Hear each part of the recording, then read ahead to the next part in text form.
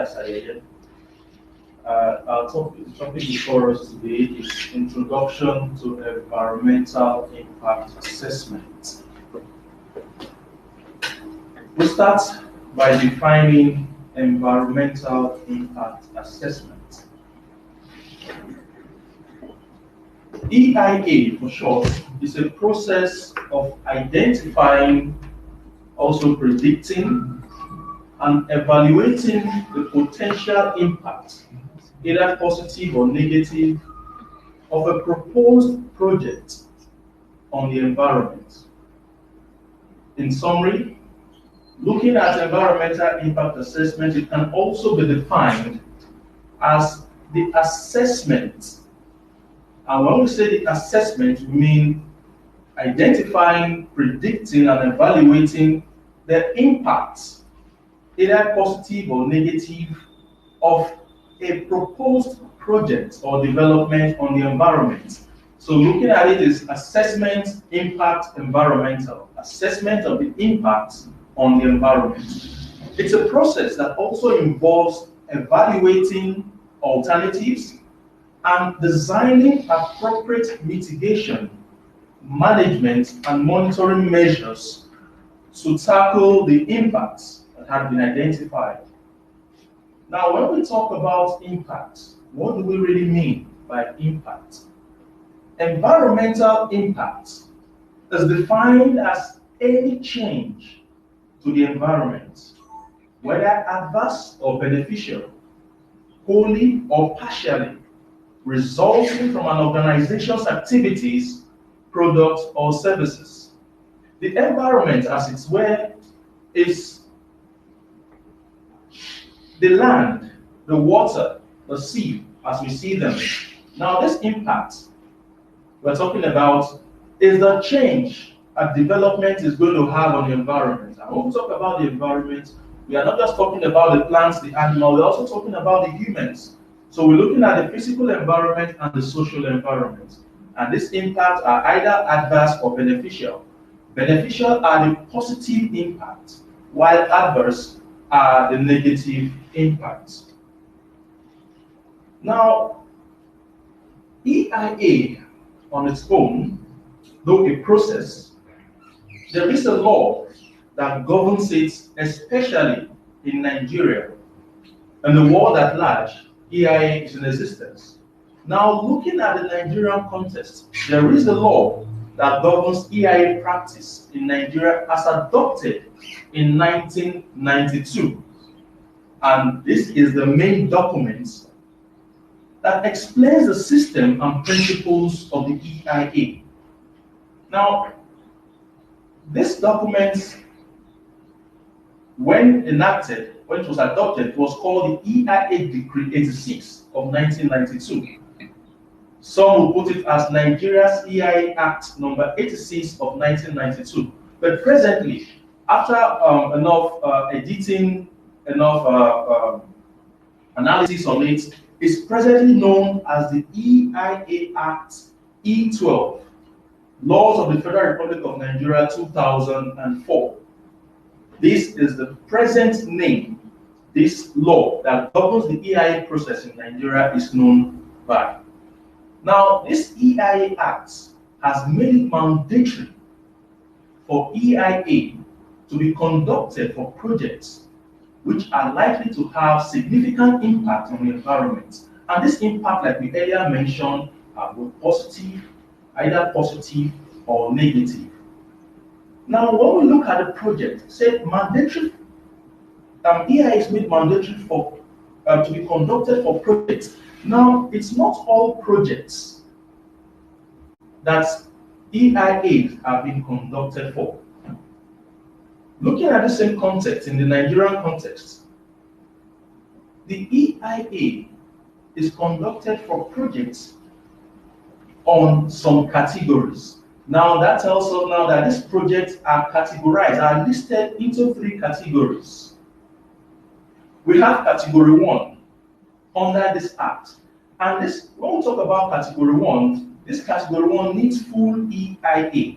That is, it's mandatory for all projects categorized under category 1 for EIA to be conducted before commencement. When we go to the stages, we'll discuss more on the EIA and the various processes as it were. Now, projects that are categorized under category 2, many a times they might not need full EIA, but whenever that project is going to be made or is going to be located in an environmentally sensitive area, full EIA is to be done. But if such project is not located on an environmentally sensitive area, full EIA is not mandatory. And when we mean full EIA, we mean the entire process of EIA is carried out. But when it's under category 2, normally the full EIA might not be mandatory, like I said, unless it falls on area or in an environment that is very, very sensitive. When we talk about very sensitive areas, we are looking at natural conservation areas, areas that are protected, or areas where you have endangered species, or areas where that are prone to desertification, or areas that are prone to human that will encroach on human activities. These are environmentally sensitive areas. The projects that are under category 3, EIAs are not conducted, but other processes of development are conducted. Now, what are the objectives of the EIA? Why is it done? The objectives of carrying out an EIA is to identify, predict, and evaluate the economic, environmental, and social impact of developmental activities. To predict, identify, and evaluate the socioeconomic and environmental impact of developmental activities. The objective is also to provide information on the environmental consequences of decision making. Providing information on the environmental consequences of a project for decision making, and also to promote environmentally sound and sustainable development through the identification of appropriate alternatives and mitigation measures. These are the objectives for which the EIA is carried out. Now, the main purpose of the process itself. The purpose of the EIA process is mainly to protect the environment. And protecting the environment through a proactive early consideration of environmentally friendly designs, options, and alternatives. This clearly explains, in essence, that the EIA is a proactive process. It's a proactive measure that is used to consider environmentally friendly designs, options, and alternatives. It also used to protect the environment through avoidance and prevention of adverse environmental consequences in order to influence key decision making throughout the entire life cycle of the designated project. Now, this clearly makes us understand the fact that the entire EIA process, after it's been done, it helps us to either avoid or prevent adverse environmental consequences. Now, this same process also helps us to enhance the beneficial consequence. It helps us improve on the beneficial impact the entire project is going to have on the environment. Now, from the onset, from its design, the project design, the project conception, understanding the various impacts this project is going to have on the environment, the process itself helps us avoid or prevent this impact throughout the entire life cycle, because the EIA itself has to be a document that must begin with the project up until the entire life cycle of that project. That is from its conceptual stage to its decommissioning phase. Now, the stages involved in the EIA process. Stages involved in the EIA process. The first of the stage is the screening process. The screening process, the EIA on its own begins with this very screening, in which the project itself is screened. Now, once a developer has identified a need and assessed all the possible alternatives of project designs and sites to select a preferred alternative, two important questions must be asked. Two very important questions must be asked. And these questions are, what will be the effect of this development on the environment? And the second, are those effects significant? Now, looking at these two questions, what will be the effect of this development on the environment? And are those effects significant? Are what are considered. These questions are what is being considered before EIA is approved. Now, if understanding the effect of the development of the project and discovering that these effects are not so significant, the decision makers might consider not having a full EIA for the project. But if these impacts are significant, then the EIA process must take its course. Now, at the end of the day, if it is looked at and considered and discovered that this impact is really significant, the EIA process fully commences. And it goes forth to the next stage, which is the scoping. Now, this stage identifies the key issues and impacts that should be further investigated. Now, this stage also defines the boundary and time limits of the study. Now, it also identifies which potential impacts are relevant to assess. Scoping is a field exercise. It also involves literature reviews. It also involves information analysis, review of analysis, previous reports, conventions, expert knowledge and advice, and public involvement. It helps to identify alternative solutions to avoid, mitigate, or compensate adverse impact on the project, on the environment. Now, looking at this scoping, it helps you build a foundation on which the entire baseline is going to go, on which areas of the environment you're going to consider, looking and understanding the nature of projects that is coming on board. Now, that takes us to the next stage. After understanding, carrying out your scoping and understanding the boundaries and time limits of the study, it takes you to the next stage of the process, which is baseline study.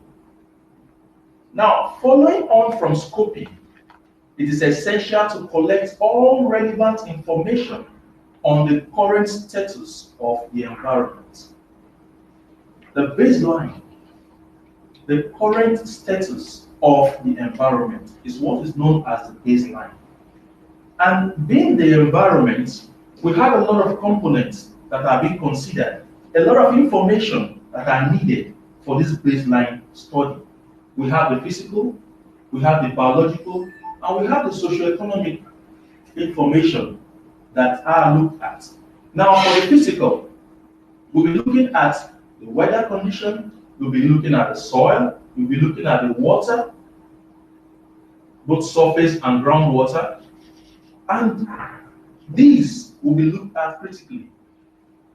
On the other hand, biological, you have to consider the fauna and the flora, the animals and the plants, understanding their present condition, understanding the number of species of plants and animals found within that environment, understanding their various composition, understanding the nature with which and the condition with which they presently exist. Also, the baseline study will also involve the socio-economical, and that involves the man, because the environment is not complete without the man. Now, getting into that aspect, you also need to understand the nature of environment they have there, the type of people, the nature of people living in there, their ethnic composition, their religious composition, their educational status. You also need to understand their socioeconomic status. That's the way they live, the kind of the work they do, their job, a lot of composition, the cultural values. All these are put together when you are taking your baseline studies. At the end of these baseline studies, you will be able to have a good knowledge of this current position of these components that makes up the environment. That will now take us to the next stage, which is impact prediction and assessment. After understanding the current state of these components that makes up the environment, bringing to mind the nature of the project that is coming on board, you will be able to predict the types of impacts that this project will have on this environment, on the components rather of this environment. At this stage of the EIA identifies and predicts likely environmental and social impact of the proposed project and evaluates the significances. We'll take a critical example. As you know, we want to carry out a mining project in a community. And the site, the location of that proposed mining project is beside the surface water body. And this surface water body serves as a source of water supply to the community. Now, in predicting, you'll be able to come up with the fact that the mining activities, understanding the nature of elements that is being mined, the impact that mining activity is going to have on the surface water body, and in essence, the consequence of this impact on the water body, on the people, since the surface water serves as the source of water usage for the community. So these studies will help us carry out some of these predictions and assess the level with which this impact is going to affect the environment.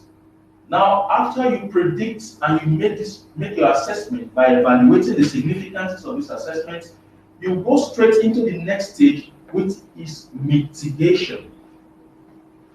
When you've understood the impact, you've been able to predict and assess the level of significance of this impact, you'll be able to come up with the next stage, which is mitigation. Understanding the significance and the level of impact will help you design a good mitigative measure to combat or manage this impact. Now, the assessment of impact will reveal damaging effects upon the environment, which is the prediction and assessment. Now, these may be alleviated by mitigation measures. Now, mitigation involves taking measures to reduce or remove environmental impacts. And it can be seen that the iterative nature of the EIA process is well demonstrated here. The EIA process is not a rigid linear process. It's an iterative nature. It encompasses a lot of considerations, a lot of options for you to carry out your mitigating measures or design or carry out your mitigating measures, as I said. Now, once your mitigating measures have been carried out, have been designed, have been factored out, have been considered, all these are put together in the next stage, which is producing the environmental impact report or statement. Now, the outcome of an EIA is usually a formal document known as the EIS, Environmental Impact Statement, which sets out factual information relating to the development and all the information gathered relating to screening, scoping, baseline study, impact prediction and assessment, mitigation and monitoring measures. Now, the screening, the scoping are pre-activities that are done before the operation. Now, the EIA proper commences from the baseline study when you are out there on the field collecting your data, the impacts, prediction and assessment, mitigation, and the monitoring, which comes after the EIA process. So that's why we earlier said the EIA process commences from the conceptual stage of the project to the decommissioning stage. Now that takes us to the EIS review. After the report has been produced, the EIS is submitted to the competent authority. In the Nigerian context, we have the Federal Ministry of Environment, we have the Department of Petroleum Resources, we have the NESRIA. These are some of the authorities in relation to environmental studies in Nigeria. This is the body with the authority to permit or refuse developmental applications or applications for development. Now, your report that is being produced that contains every information gathered during the screening, the scoping, the baseline study, the impact assessment or prediction, the impact mitigating measures and monitoring plans are all contained in this report, are given for review. The authorities will sit down, look at them critically, and many a times invite specialists in various fields that is concerned with the various components of your report, and the report will be assessed, will be reviewed. Many a times the reports, looking at the mode with which the Federal Ministry of Environment carry out their review, many a times once the reports are submitted to them, they are displayed. They are displayed in public for about 21 days for views and opinions to be made on them. Now, the next stage after the review is decision making on whether to approve the project or not, and under what conditions. Now, this decision making comes after the thorough review of the report. Many a times, after reviewing the report, if information contained in the report is not suitable or is not sufficient for decision making, a repeat of the EIA process is done, where data are collected again on the same project. So once the report has met the standard and has been able to give enough explanation, enough assessment of the proposed impact, enough mitigating measures have been considered to be put in place to manage such impact, the report is approved and the project is given a go-ahead. That's where the decision-making stage comes in. Then after the project has commenced, the next stage that comes next in the EIA process is monitoring and environmental audits. Now, this relates to the post-approval phase of EIA and encompasses monitoring of impacts, the continued environmental management of a project, and impact auditing. Now, the impact identified in the report, your monitoring and environmental audit activities will assess if these impacts are actually happening. Now, the environmental management measures, the mitigating measures, and your environmental management plan put in place, are they really being employed? Are they really being deployed? Are they effectively being used to manage the impacts? These are what is done after the project has commenced. Now, these are the phases, the stages involved in the EIA process. A quick recap for that.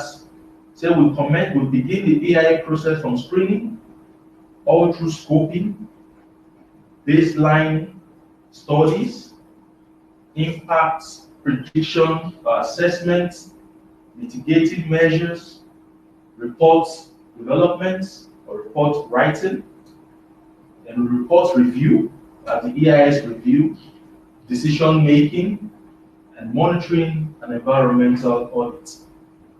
Now we'll quickly go straight to the charts. This chart is for the Federal Ministry of Environment.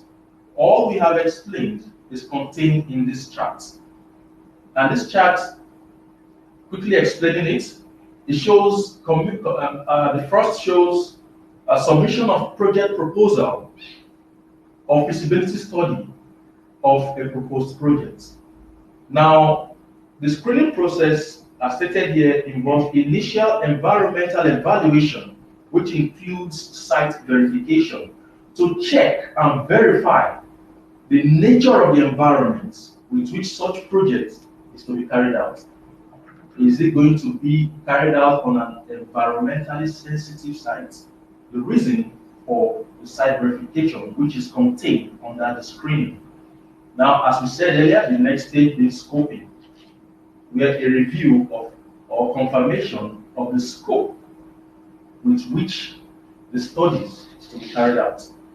Now, for this chart from the Federal Ministry of Environment, it shows that after the scoping is carried out, a scoping report is submitted to the Federal Ministry of Environment for approval. And why this is done is to ascertain the number of data, to ensure the fact that each of these components, adequate information are gotten. We take an example, like we said, a mining project beside surface water body. Now, why this approval of terms of reference is carried out is because the water body, the length of the water body will have to be considered so as to know the samples, the total number of samples of that such water body to be collected. Assuming we have, say, a 100-meter length of water or surface water body flowing within a mine concession, it's important that such water samples from such water bodies will be collected from various points. We have the upstream, the midstream, the downstream. The upstream, that's where the water is coming from, might be unimpacted. Now, the midstream, assuming the mine is located just at the midstream, the impact will be pronounced. That's where the impact is going to be done, and it will flow towards the downstream. So, for your baseline study, you have to understand the nature of the upstream, the midstream, and the downstream. That means you'll be taking 3 samples from within that project, with a control sample somewhere else. Now, when the project commences and you're going back for your audits, you are going to go back to the points you took those samples to see the level of impact the activity is having on the water body. Now, you took from the upstream, the midstream, and the downstream. For your monitoring or audit this time around, we are still going back to take the upstream, the midstream, and the downstream. In case the impact is from the midstream, we will know that the upstream is supposed to remain as it were when you took the data. While the midstream, where the impact is taking place or is happening, is supposed to have a difference in terms of the values after measurements and laboratory analysis. And such impacts are expected to be reflected in the downstream, depending on the nature of impact that's occurring. But if no impact is occurring, then it shows the mining is not affecting the water body. But if there are impacts and significant impact like that, then it also tells you. And that is where you now think of your mitigating measure that was put in place. So that is why the scoping report or scoping is always approved by the Federal Ministry of Environment, after which the EIA proper. So it is with your scoping, the terms of reference developed after the scoping, that the EIA is executed. For the surface water body, take 3 samples, upstream, midstream, downstream. The EIA studies now will go fully into it and actualize search. For the flora and fauna, during your scoping, you're able to identify some species. Now, the impact will simply tell the scoping rather will simply tell you identify all species and their composition, and to know if they are endangered species or not. That is their rating under the IUCN list, under the IUCN status, to know if the species are endangered or not, both for flora and for fauna, that plants and animals. Now, once the report is done for the Federal Ministry of Environment, the submission of the EIA report is made, draft EIA report is made, after which a review of such reports is carried out by a team of experts. And here it says this review includes in-house review, public review, which involves a 21-day display, and a panel review, which is the constitution of experts, specialists on the various fields that encompasses the various components of the EIA report. Now, after the review, I said the Federal Environment furnishes the review report and the provisional approval to the proponent. Okay, the proponent starts preparatory work. If the report is granted approval, then it starts the preparatory work on the project site and prepares the final EIA report. But where the report is not acceptable, the EIA process is revisited. So it's more like having what we call a review of your EIA process. Now, the review process will explain and enlighten or give you more detail on what to cover up, what to assess, what to look for in the entire EIA. So the EIA process of data gathering, that is baseline study, will have to be done again. And okay, after that, and it has been approved, the work has commenced. Impact mitigation monitoring by the federal, the states, and the local authorities is done. So that's the other part we have, where we talked about the monitoring of monitoring and environmental audits. Now, after which, said the proponent submits the final EIA report to the Ministry of Environment. After that, the environmental impact statement and certificates is issued. Now, this is just a flow chart for the Federal Ministry of Environment in Nigeria. Now, we're looking at this process, the whole EIA process. Who are the participants in this process? In the EIA process itself, we talk about proponents. In a normal EIA report, you will hear the word proponent. Now, proponents are either government or private agencies which initiate the project. Government projects are mainly developmental projects, maybe construction of roads, building of bridges, the normal developmental projects of government. Or private agencies are like individuals, companies, organizations who want to carry out maybe projects like mining, projects like manufacturing. So these are the people referred to as the proponents. Now, the decision makers, these are designated individuals or group. Decision makers. And when you say decision makers, normally these are identified during stakeholders engagement program or process, which is a process under the social angle of the baseline studies. These are decision makers, and it cuts across board. The authorities are part of them. The traditional rulers are part of them. Key influential personnel in communities are part of them.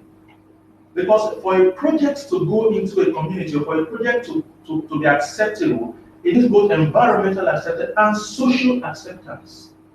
Now, if every component of the environment is discussed and is okay, and there is no social acceptance, such project will not come to be. if the whole thing is coming up and the community or in some key individuals in the community stands against such project coming in, such project see the likes of day.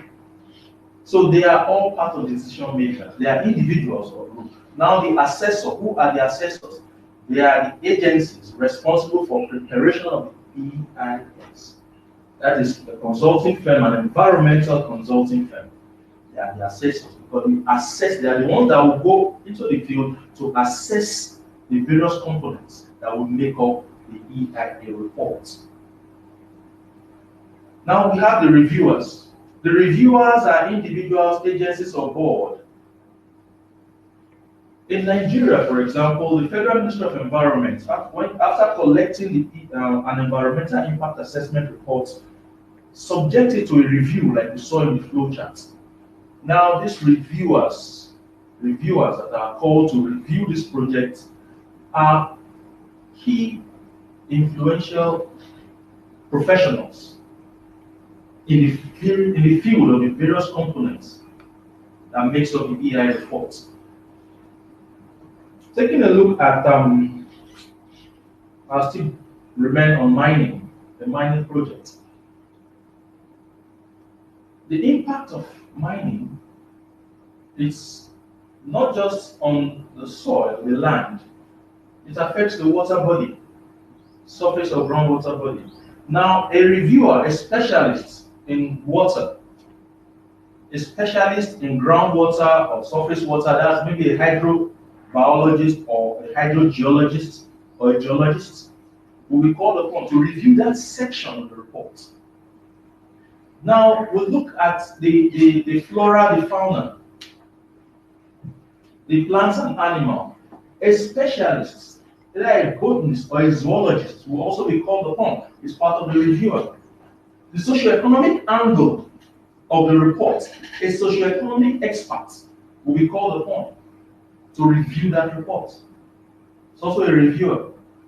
Then, like I said, mining. Now, depending on the nature of components to be mined, or materials to be mined, or elements to be mined, a geologist or a geophysicist or a mining engineer will have to be called upon to also assess your mining procedure, your mining technique, and the various processes you have put to process, to mine and process such mineral will be called upon.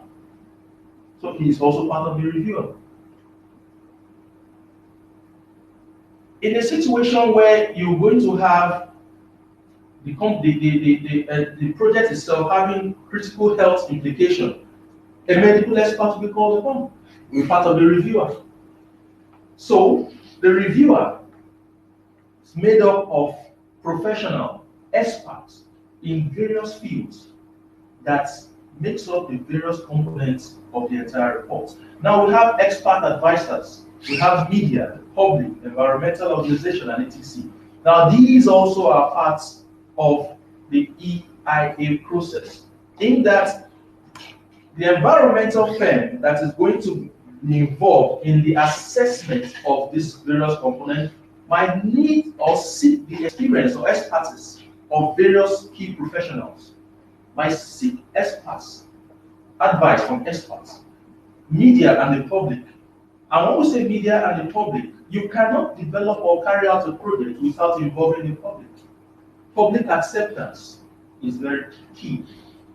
So these are the various participants that are involved in the standard EIA process. We will be going to the principles of the EIA. The entire process, there are some guiding principles that governs the entire EIA process. We will be starting first with the participation. The participation. The entire EIA process should include adequate participation of all stakeholders. If an EIA doesn't involve the participation of key stakeholders, such EIA will not be accepted, because their inputs, their contributions, their views will be added in the entire EIA report. So, adequate participation of all stakeholders. It's important for the entire process to occur. Now, transparency. The entire EIA process must be transparent. That it should be conducted through an established process. It should be open and accessible. That is, the process should be an open and accessible assessment. The decisions also must be open and accessible. That is, all elements of the process should be clearly understood by all participants. So transparency is one of the principles of the process of EIA. Now, certainty. Certainty. When we talk about certainty, we mean that the process should have clear objectives, must be consistent, and be conducted within an agreed time frame. It must have clear objectives. All involved, the stakeholders involved, must have a clear objective of what the entire process is all about. And this process must be consistent and conducted in an agreed time frame. Certainty is one of the important principles of the EIA process. Now, the next is accountability. Accountability. Now, decision makers must be responsible for their actions and decisions. Decision makers must be responsible for their actions and decisions. And who are the decision makers? The government officials, the government involved. Now, the key stakeholders, the various reviewers. Every decision you make, you must be able to account for it. And that is, the EIA process itself should cover the life of the proposal through the decommissioning. That is, covering through project design, construction, operation, and finally decommissioning of the project. So the EIA itself must be accountable for every phase of the project. Now, the operators themselves must be accountable for commitments made during the entire process of the project approval. So accountability is very key, and also a very key principle in the entire process. Now we look at integrity, or we call it credibility. Now, decisions made during the entire process need to be based on the best available information, and all relevant factors need to be taken into account by decision makers. Decisions need to be based on the best available information. It is very, very important. It must be current, it must be practicable, and it must meet the needs that is expected to meet. Now, cost effectiveness. This process should meet its objective while imposing the least cost to participants. It should be cost effective. When you say this is what you want to do, this is the cost it's going to take, it should remain in that. It shouldn't be exorbitant. It should be cost effective. Now, flexibility. The process should be able to accommodate proposals. The EIA process must be able to accommodate proposals varying in type, scope of impact, and complexity. Now, when we talk about this, it's every issue that is being raised during the process must be considered. Public participation, their views must be considered. The EIA process is not a rigid process. It's a process that should give room to accommodate a lot of things, all in a bid to ensure that the environment is properly and duly protected. So the entire EIA process must be flexible. Now, practicability. Now, this process should recognize community concerns, commercial realities, best practice technology, and scientific uncertainties. Scientific uncertainties. Now we look at the information that will be used for the entire process must be readily usable. You cannot be bringing an archaic method, an outdated methodology to execute the particular project. So that's why you have to use the best practiced technology. Community concerns. You cannot say because you can solve or oppress the community. Whatever concerns there is, you don't give any contribution to that. No. Community concerns are important, especially when it comes to discussing issues that relates to CDAs, Community Development Agreements, during your session. There must be practicable things that should be agreed upon. You cannot tell them, okay, I'm going to build a skyscraper each for each family. I mean, these are not practicable things. You need to come to an agreement and reach practicable decisions, practical, realistic decisions. So the entire process must be practicable and precautionary, where there are threats of serious or irreversible environmental damage.